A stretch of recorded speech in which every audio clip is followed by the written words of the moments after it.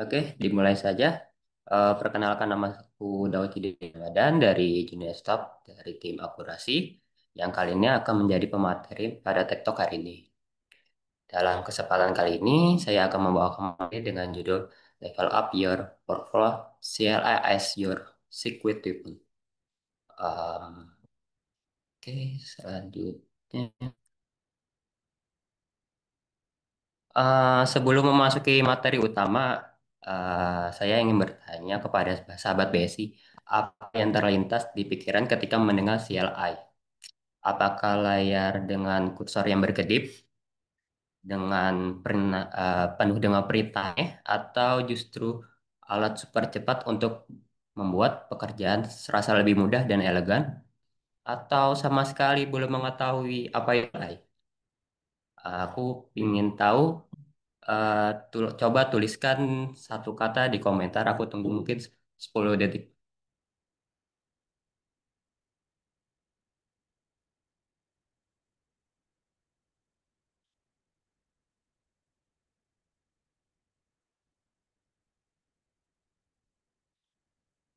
Command line interface, terminal, hacker. Wis.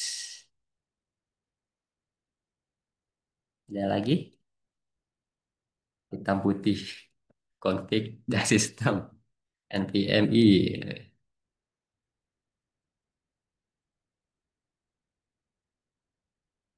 Oke, mungkin saya lanjutkan saja.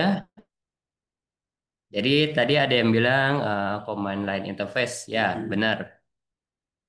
Jadi apa itu line interface atau CLI? Ada CLI adalah cara berinteraksi dengan komputer lewat baris perintah teks. Jadi alih-alih menggunakan icon atau menu seperti GUI, kita mengetikkan instruksinya dengan menekan enter.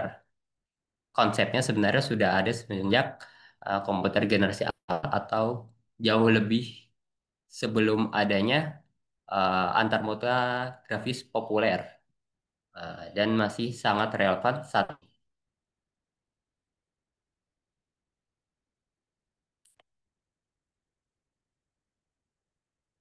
Oke, eh,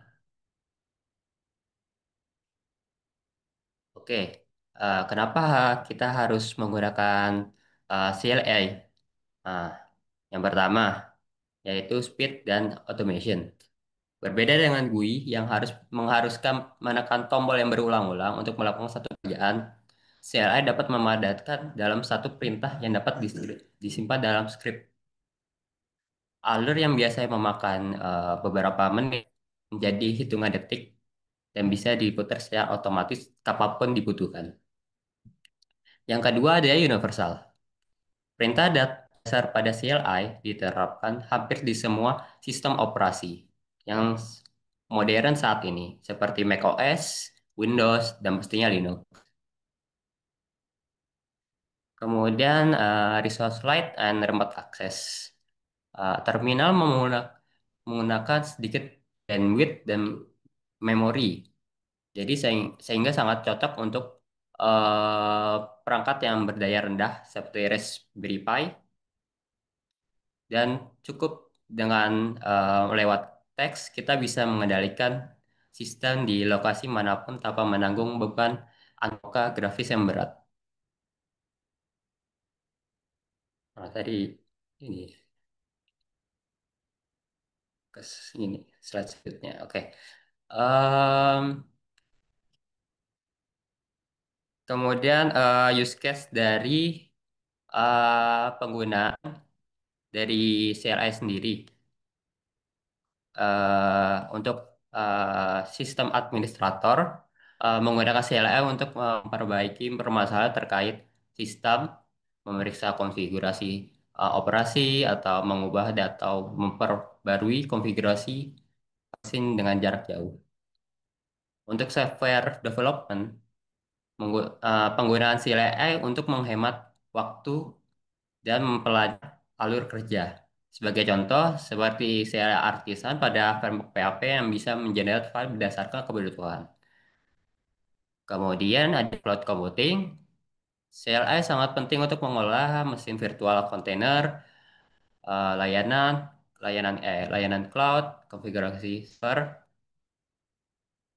Kemudian untuk developer dan administrator menggunakan CLI untuk berinteraksi pada API penyedia cloud, mengotomasikan penyedia sumber daya dan melakukan development aplikasi.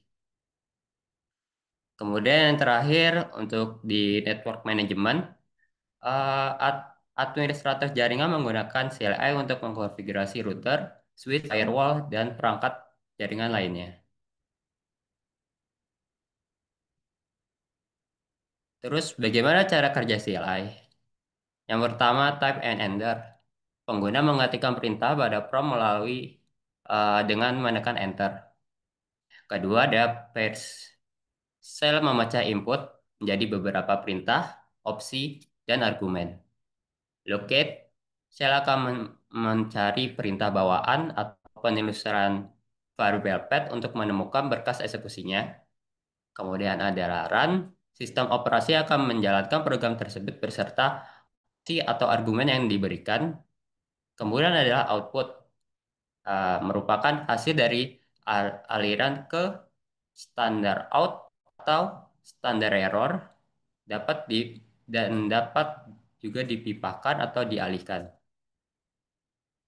Kemudian adalah export, proses pengembalian status zero atau berhasil. Transit dapat memeriksa nilai ini untuk menentukan langkah berikutnya. Kemudian selanjutnya adalah demo. Oke.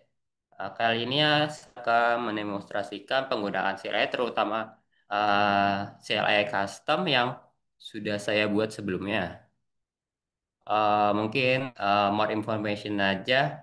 Tujuan awal pembuatan CLI ini terinspirasi dari CLI artisan pada framework PHP. Saya sangat membantu dalam pengerjaan pembuatan aplikasi.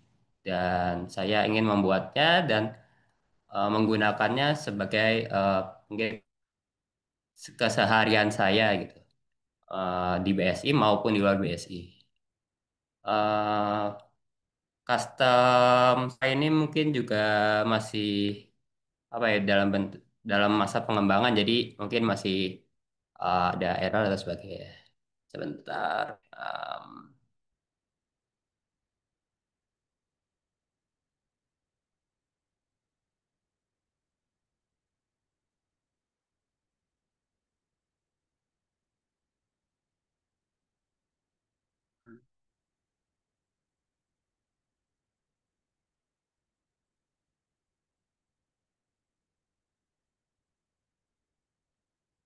Oke, apa terlihat jelas?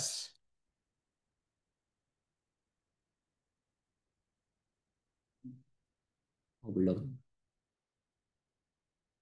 Bentar, stop screen dulu.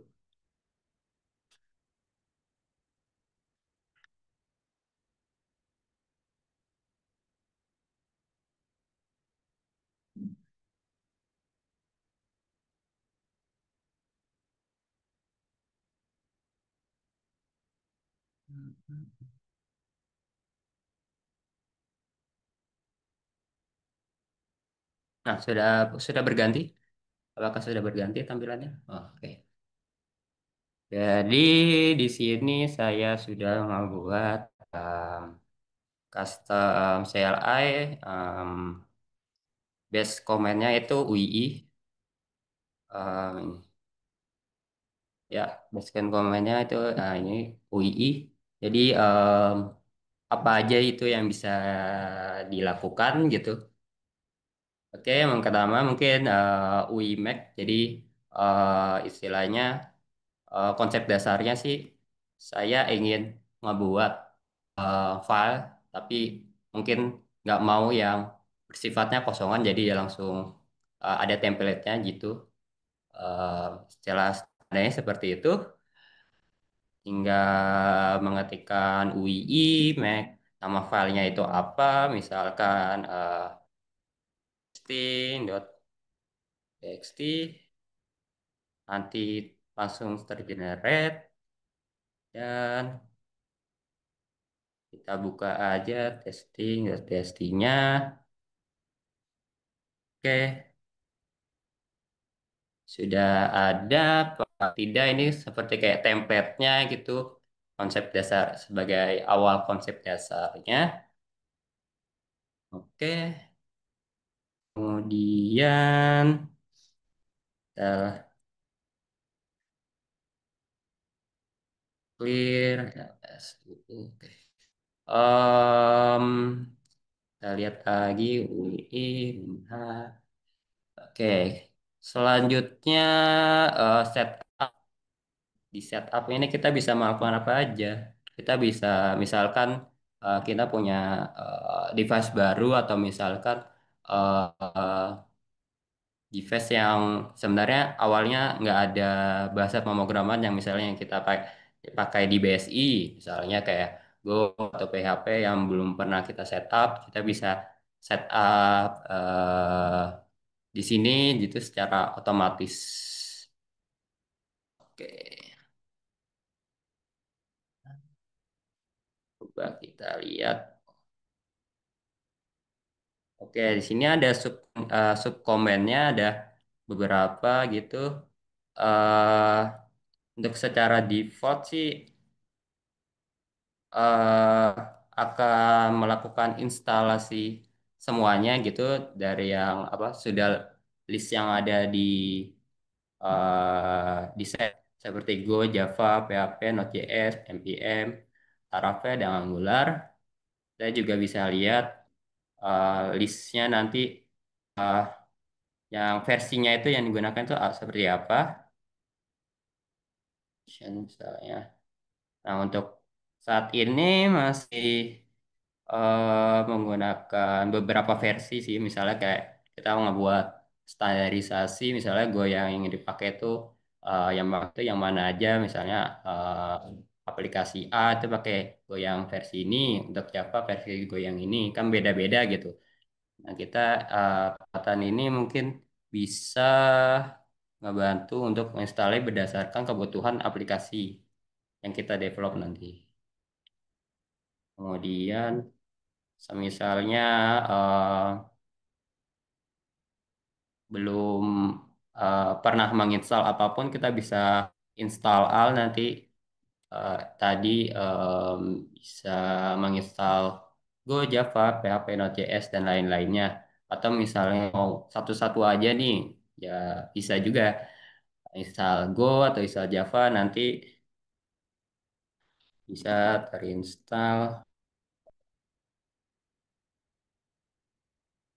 terinstall nanti berdasarkan version yang kita pilih. Nah, Java. Oh, belum. Gue coba. Wah, ini belum di ini, setting.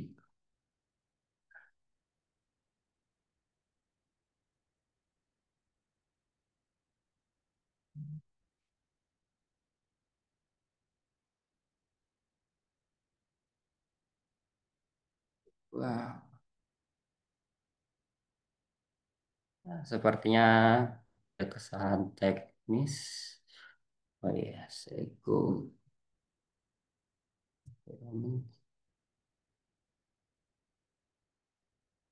Ya pada intinya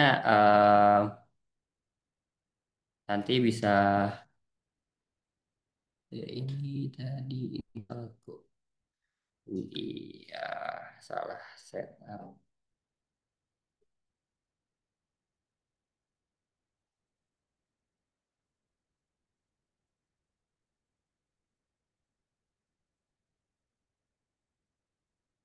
Java coba. Nah, bisa kita lihat di sini kita bisa milih versinya versi berapa. Kemudian misalkan kita pilih versi 4 gitu. Oke, passwordnya.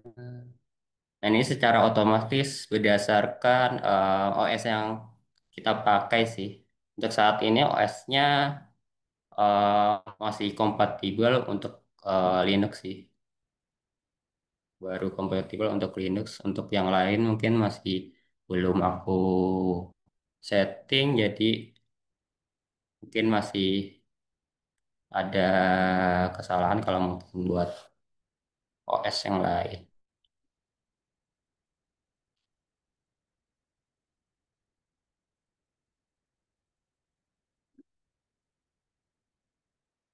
Oke, instalasi.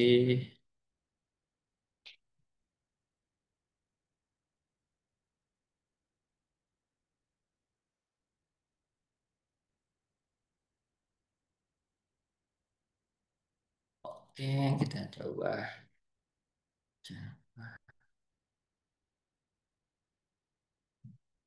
Coba.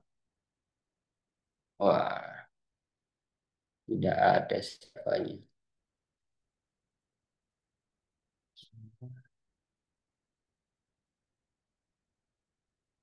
Nah, sudah ada Java. Jadi versinya versi 21. Tadi benar, tadi versi 21. Jadi bisa memilih versi yang berdasarkan kebutuhan setiap aplikasi. Kemudian selanjutnya,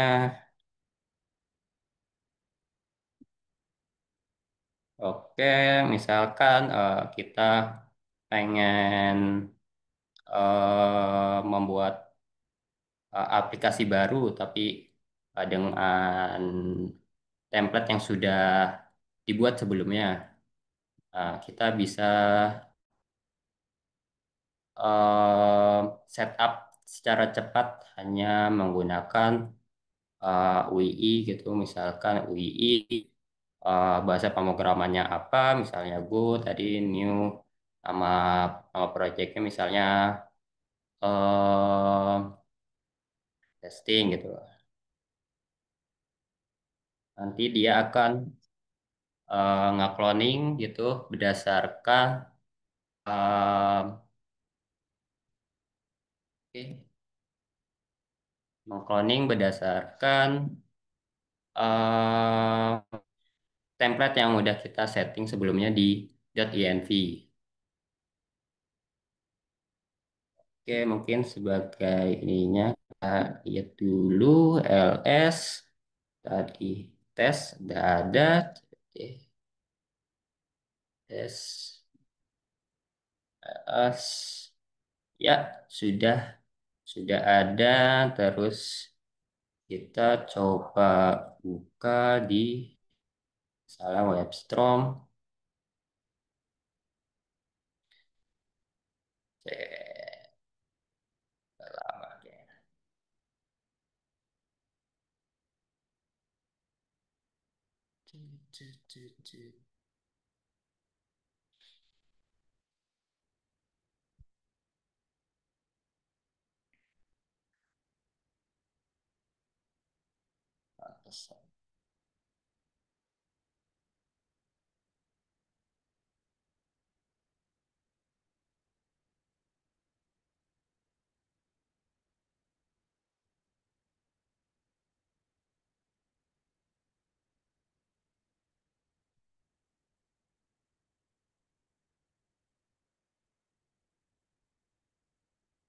Oke, ini ya,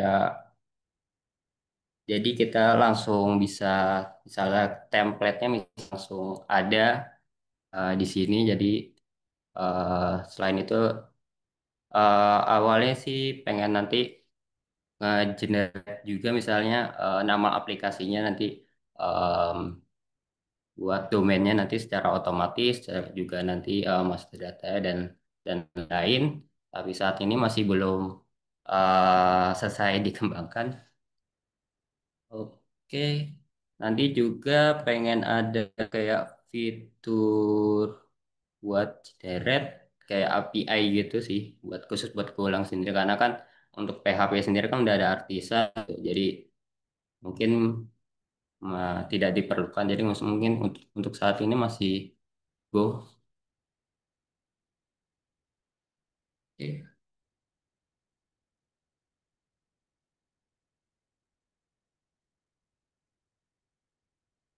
oke, mungkin itu saja kalau untuk demo. Em,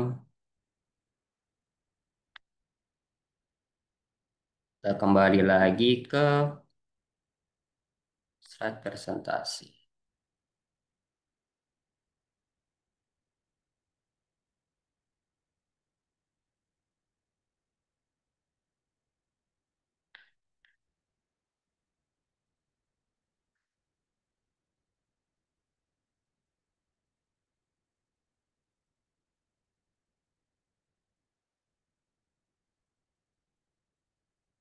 Oke, mungkin aku ngasih tips sih untuk penggunaan CLI sih.